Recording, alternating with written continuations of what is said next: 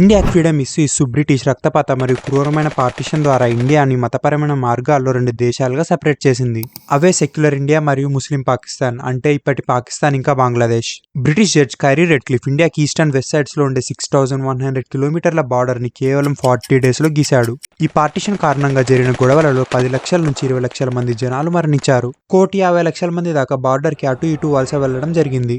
1947 partition కి ముందు India population 390 million, కానీ పార్టిషన్ తర్వాత ఇండియాలో 330 మిలియన్, వెస్ట్ పాకిస్తాన్ లో 30 మిలియన్ అండ్ ఈస్ట్ పాకిస్తాన్ అయిన బంగ్లాదేశ్ లో 30 మిలియన్ పాపులేషన్ గా సెపరేట్ అయ్యారు. సయ్యద్ అహ్మద్ ఖాన్ స్టార్ట్ చేసిన 2 నేషన్ థియరీని మొహమ్మద్ అలీ జిన్నా ముందుకు తీసుకెళ్లాడు. అందుకే పాకిస్తాన్ ఒక ముస్లిం కంట్రీ అండ్ ఇండియా ఒక సెక్యులర్ కంట్రీగా సెపరేట్ అయ్యాయి.